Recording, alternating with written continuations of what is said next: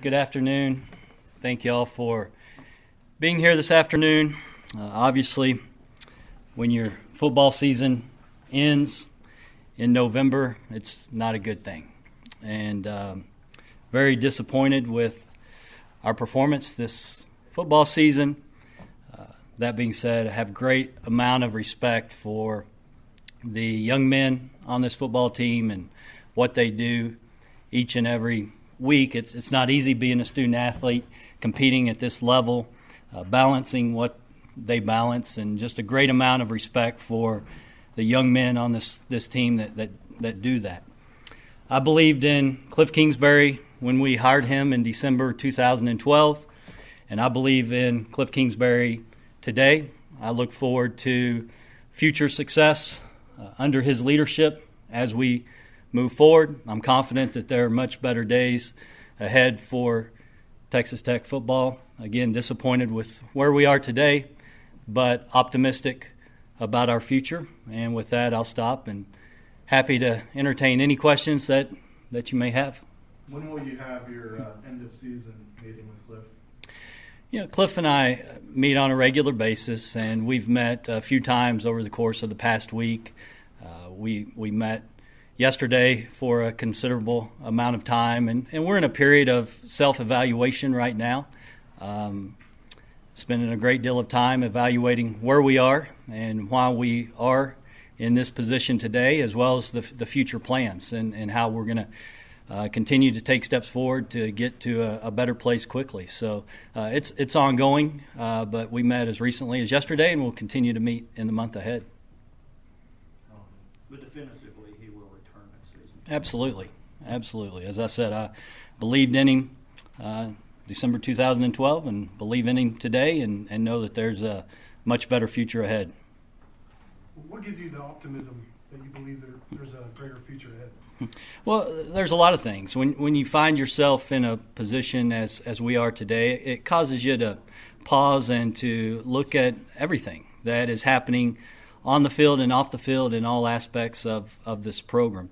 It causes you to think about the leadership. It causes you to think about your recruiting philosophy. It causes you to reflect on what you're doing in your strength and conditioning program, your nutritional program.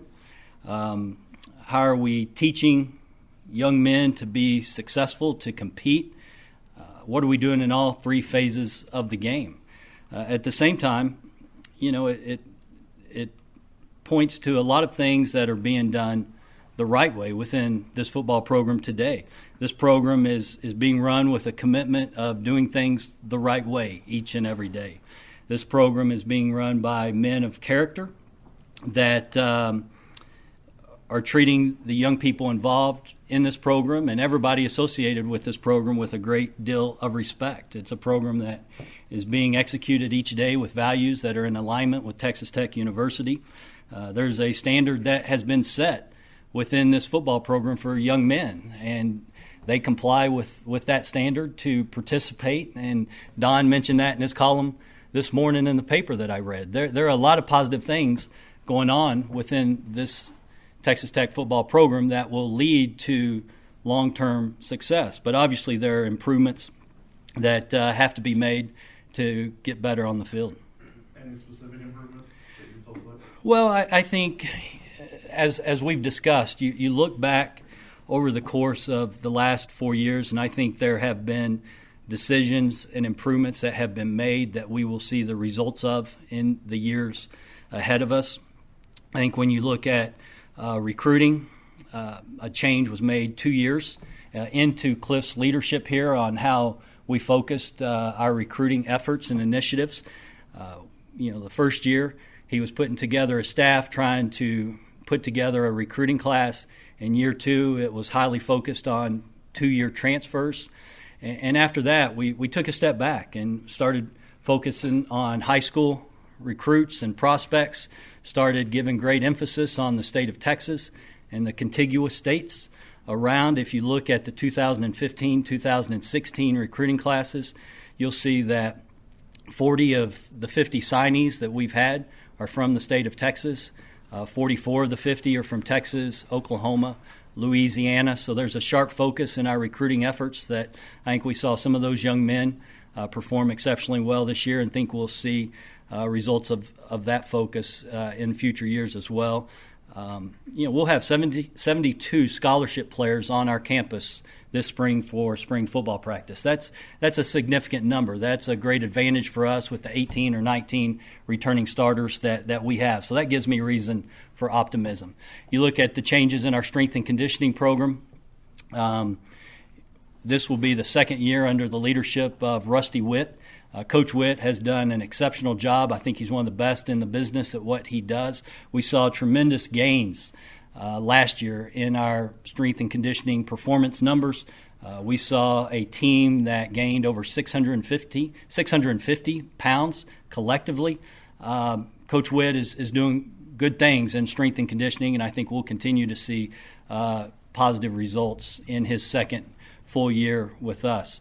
I think as you look at all three phases of the game of football, offensively, we have a championship caliber offense. We have, last time I looked a few days ago, our total offense was ranked number 1 in the country.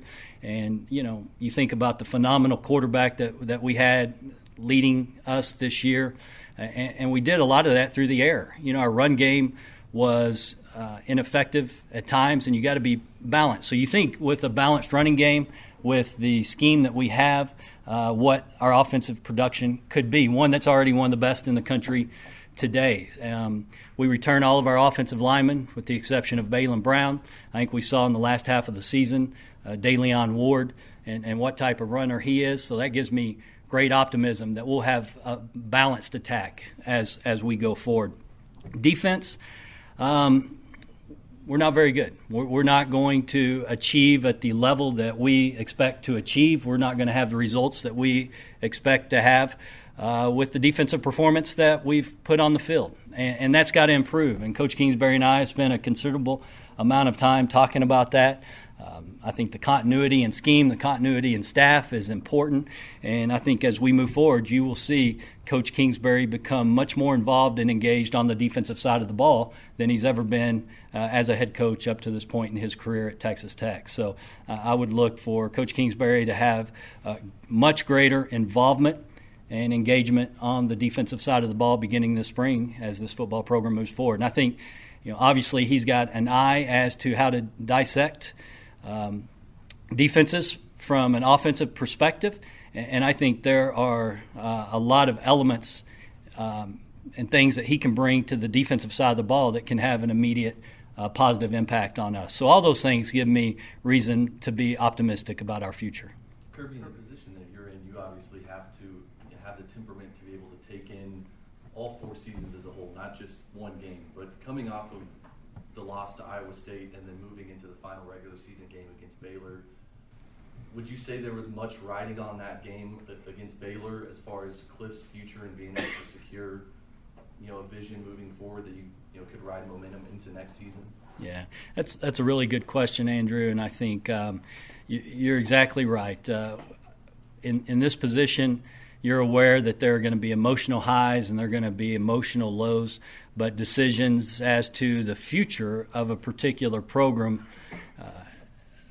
of this magnitude are made with a holistic viewpoint and with the understanding and knowledge about what's taken place within all aspects of the program, and it's not made upon the results of one particular game. So it's what I see in the environment and in the culture taking place within Texas Tech football that I still believe that the foundation is there for success.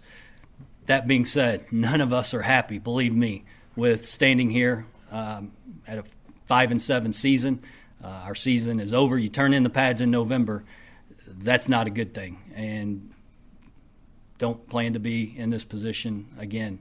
So they're not pleased at all with where we are, but still confident that the foundational pieces are in place that can lead to future success, and that gives me optimism for the future of Texas Tech football.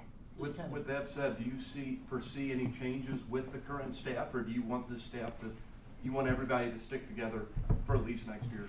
Well, those are decisions that Coach Kingsbury has to make, and he and I have talked about that, and I know he is a strong believer in continuity and believes that he's got a strong staff, and also knows that there's got to be changes made to day-to-day operations to allow him to engage on the defensive side of the ball. That's going to be required as we move forward. So what changes he ultimately makes will be his responsibility, but I do think that at least in the day-to-day management leadership that there will have to be some changes made to allow him to be involved on the defensive side of the ball as he plans to be going forward. Will Those it changes still be? include bringing an OC to call plays?